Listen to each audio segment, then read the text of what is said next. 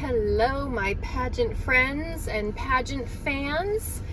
I am on the road today with about 15 to 20 minutes of drive time, and it gave me an opportunity to be able to address some questions that came up during a workshop that I did most recently. So I teach pageant preparation, primarily with a focus and an emphasis on interview and communication skills, because our communication skills are foundational to anything that we will do as Miss Title Holder. You must be an excellent communicator, both in an interview setting, your extemporaneous speaking skills from a public speaking point of view, as well as your ability to write well, and you must also be able to command a room with your presence, whether you are engaging with people interpersonally, say as a table host at a gala event, or if you're getting up on stage speaking. You also have to be able to conduct your communication non-verbally with the same graciousness and poise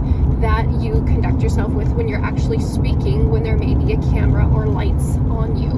So that's where I always like to start, is with communication skills. However, when I do workshops, I know that sometimes in your brain, as the person who is listening to what it is I'm sharing on the other side, you have that one burning question, and you're like, Breann, if you would just answer this one question, I could pay attention better, because that's the question I really want the answer to, and that will really help me relax, calm down, and gain more confidence in my overall preparation for competition. So during my recent workshop that I did with some young women, a large group of young women, they peppered me with some great questions in our chat, and I could not get to them all. So we're going to call this part 1, because there are so many questions. But for you, if you're tuning in here and listening to this particular video, what you'll want to know is that all of these questions served you as some sort of a tip that could benefit your preparation. So consider this the freebie, and plug in here for a few minutes, and let's answer the burning questions that these women had when we were online the other night during workshop that we could not get to during an hour that we had together. So the first question is, what if we don't have social media? Would that affect us negatively with the judges? Well, obviously these days social media is hugely prevalent, and it is a tool that we now use to promote both the organization, the Miss America opportunity for teen and for Miss, as well as it's a way for you to be able to promote your service initiative. So we want to both represent the organization through social media to help with recruitment and making folks aware of what we're doing out there as a title holder, and the opportunities that the system makes available to other women. Secondly, we should be using our social media to spread awareness about our CSI. We're advocating about this service initiative, and we're educating people about what this cause that you are committing the next 365 days of your life to, being a spokeswoman for. So absolutely, it is beneficial to begin to work with social media tools so you get a sense of how to use them, and you're using them for those express reasons. I do know that especially for teens, there are studies coming out now where it's indicating just don't put your teen on social media. So what I would say to you is that if you don't have a social media account, it's not going to hurt you. Some of the judges may not even take the time to look at the contestants' social media. Some will, absolutely.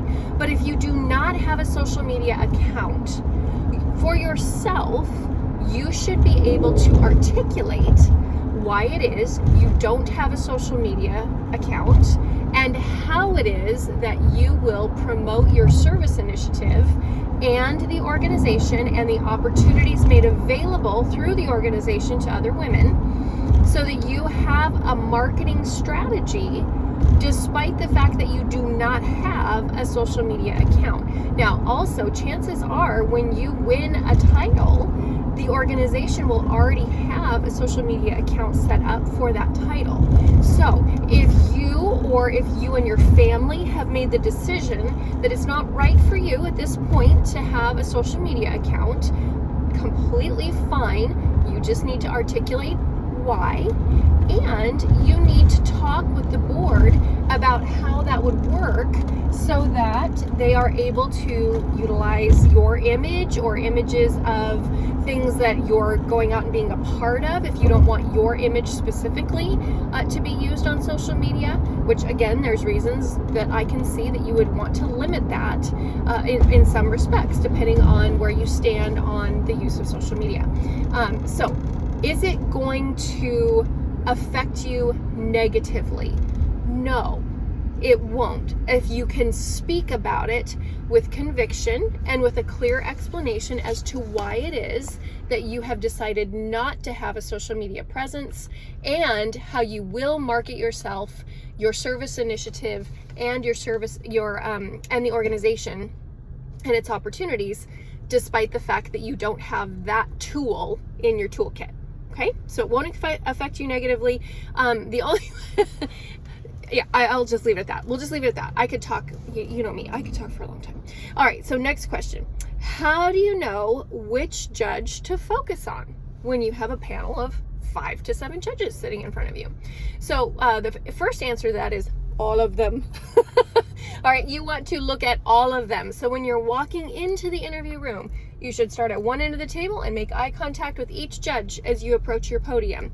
Then you turn your focus to the judge who's asking the question. After you've delivered your 30-second opening, you would speak to all of the judges at that point in a very natural way, very commanding way.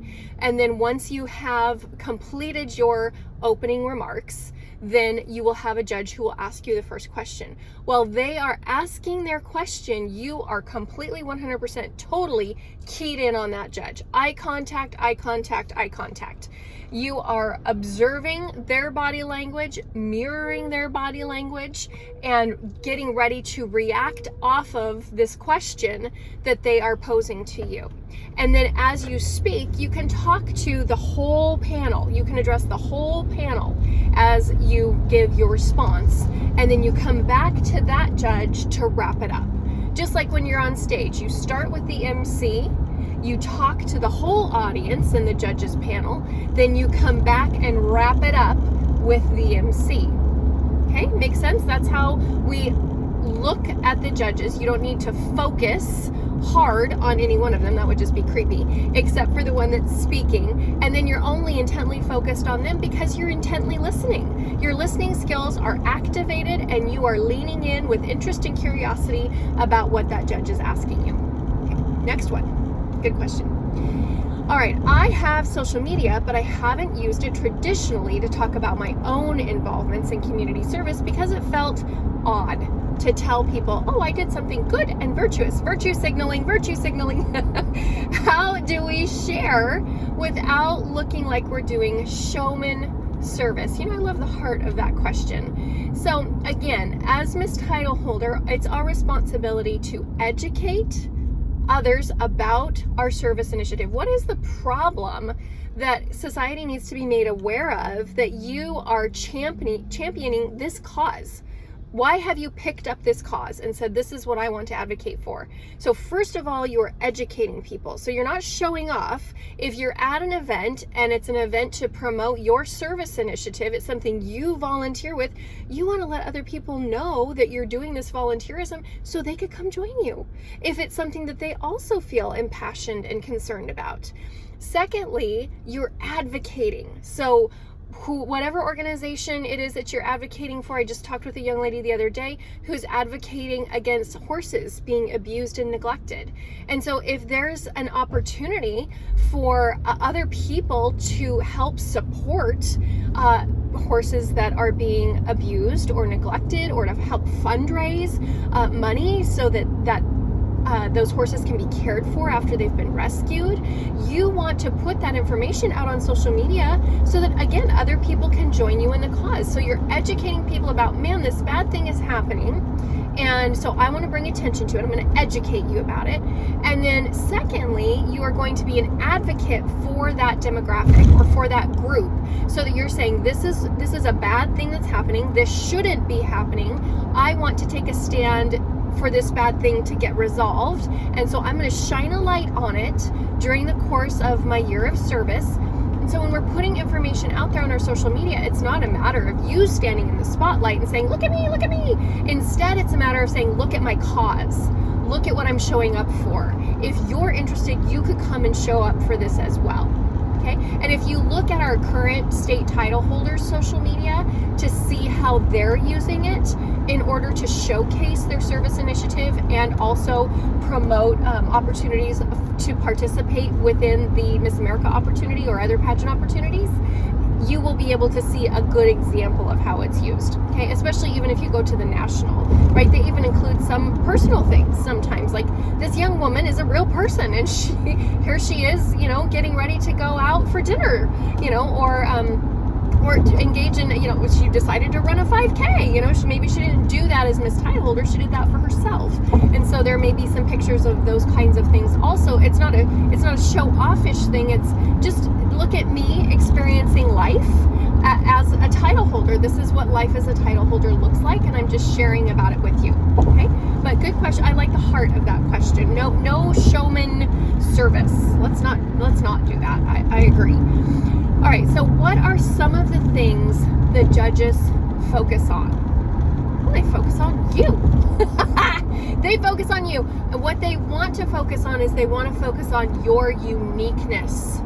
They want to hear from you how you're unique and different. They are not looking for a copycat of the title holder from last year. They do not want you to turn yourself into what you think a title holder should be. They want you to be you. They want you to be you. So the thing that they're focusing on is, oh, wow, that's a really interesting fact about her. That's a really unique thing about her. My favorite questions to ask when I am in an interview with contestants are the questions that come from the interesting facts that they've placed on their paperwork, because that's where I really get to know them. Why are they interested in those activities or in those extracurriculars, or you know, why have they gone and done those things, or why did they put that on their bucket list? You know, that's really showing and telling me who you are and what you're all about. But I can also get a sense of that through what you've chosen to champion for your service initiative. And then ultimately, I want to know that you are well read and that you're paying attention to what's going on in the world around you. So when we ask current event type questions, the reason that we're asking those things is just to see if you've got a handle on what's going on around you and how well you can react and respond to it. And can you come up with a response that is well thought out, honest, and can really see both sides of an issue while taking a position of your own based on the information and the life experience that you have at this point in your years. So those are some things that the judges focus on. They're not focused on piddly little things.